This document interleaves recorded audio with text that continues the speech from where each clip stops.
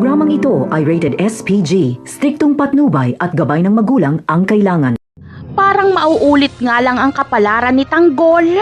Katulad ni Mokang ay magtatrabaho din si Bubbles sa bar. At sa taglay na ganda ni Bubbles ay siguradong madalas siyang mabastos.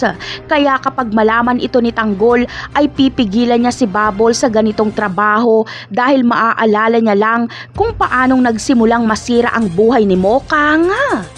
Hindi hahayaan ni Tanggol na matulad si Bubbles kay Mokang. Madalas silang mapapaaway dahil sa mga bastos na interesado kay Bubbles. Ang kaibahan nga lang ni Bubbles kay Mokang ay hindi desperada si Bubbles sa pera kaya hindi niya magagawang ibenta ang sarili. Kaya kapag may mangbastos sa kanya ay papalagan niya ito. Sa kabilang banda naman ay maaga pa lang ay magluluto na si Marites ng masarap na pagkain dahil alam niyang anumang oras ay darating si Tanggol.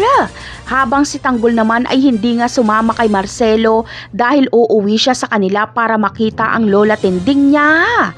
Isasakto lang ni Tanggol na nakapasok na sa trabaho si Rigor para hindi sila magpang-abot.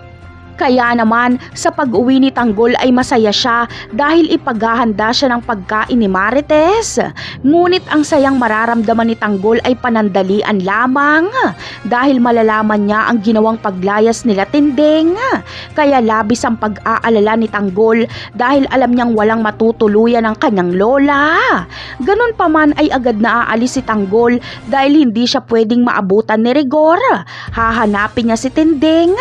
Napakarami pa nating dapat abangan sa mga susunod na episode. Paalam!